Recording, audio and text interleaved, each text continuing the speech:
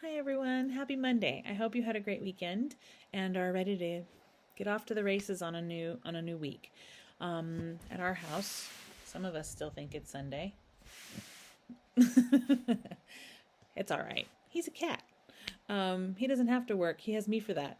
I wanted to hop on and just talk about a new series I'm starting today, both on my blog and here, about boundaries.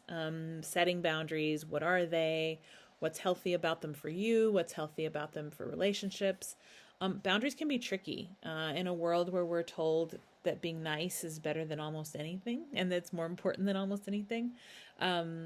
We can sometimes fail to set boundaries and then are hurt and surprised when someone really crosses them or takes advantage of us. And so I want to talk about setting boundaries. For me, setting boundaries is a really clear way to create a container for the friendship or the relationship, whether it's a personal relationship or a work relationship. The boundaries that I set of like, this is what I'm willing to do, this is what I'm not willing to do, those boundaries can be really important, especially in conflict, right? I think boundaries can be hard because we don't really know where to draw the line, and we often, it's kind of what I said about values, we often say that this situation goes against my values, and then when asked like, but what are your values, people don't always know the answer to that, but they know that a boundary has been breached, right? And I think it's important for us to have a conversation about setting boundaries, so we're going to do that over the coming weeks. As I was thinking about this, the phrase good fences make good neighbors came to mind. And so I went back and read Robert Frost's poem, Mending Wall. And I want to talk a little bit about it. So there's a poem by Robert Frost, one of the poet laureates of the United States, called Mending Wall. And it's a poem about fixing a physical wall between two orchards. Two neighbors are working to mend a gap that has been kind of come into play in their rock wall, and so they're putting the fence back together.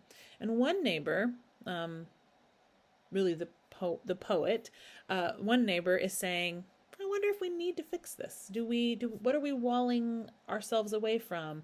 What are we doing by building this wall? Do we need to fix the wall? And the other neighbor says, good fences make good neighbors. And he says it a couple different times throughout the poem as the first neighbor really wonders whether or not the wall is necessary. And first of all, I just want to say Robert Frost was highly offended by the idea that politicians would use his poem and make it a statement about building walls between countries, but because he didn't think he thought they were weaponizing something that he didn't mean. But I will say, I think what's fascinating in this poem is that, he unpacks the wonder on one person's side and the boundary on the other person's side. And so where one person might say, "Oh, we don't need boundaries. We'll just treat each other nicely, and it'll be fine." The other person might say, "No, I actually need boundaries. I need to have this fence in place so that we can be good neighbors."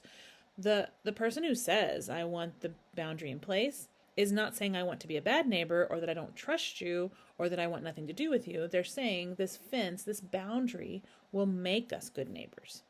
And I think that for me is what boundaries do. Boundaries set kind of an invisible fence around what is acceptable between us, right? And again, whether that's your boss or your employee or your sister or your brother or your mom or whoever you're in a relationship with, there needs to be some rules of engagement. And with rules of engagement often come boundaries. So I think good fences do make good neighbors, and I think understanding what we can each expect can be a really essential part of healthy, high functioning relationships. It also is very personal in that setting boundaries and maintaining them. Sorry, I have an itch. Setting boundaries and maintaining them can also create a real sense of well being for us and self esteem and self respect when you say, this is what I'm willing to take and no further, right? That can be really a huge part of creating happiness and fulfillment and joy for each one of us. But it not only serves us, it serves the other party as well, because then they understand what they're up against if they push the boundary, right?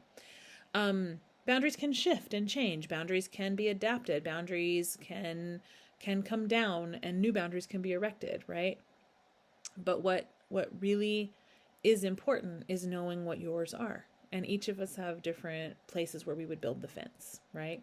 So I want to talk about that. In the coming weeks, I want to talk about what boundaries are in different contexts. I want to talk about what it means to have healthy boundaries versus maybe unhealthy boundaries. I want to talk about how boundaries are good for you as the boundary setter, and how they are good for the relationship or the environment when you set them. Okay, so that's what we're going to do. We're going to talk a little bit about that. In the meantime, if you are struggling with setting boundaries and you'd like some one-on-one coaching, you know where to find me, leahfarmercoaching.com. We can have a 30-minute free session and talk about boundaries. And then if you want to carry on from there, we can figure out what that would look like. I hope you have a great week, and I hope where you are, you're able to get some sunshine and some rest, and but also do some things that you're excited about and that you're challenged by and that you're curious about. I will talk to you soon.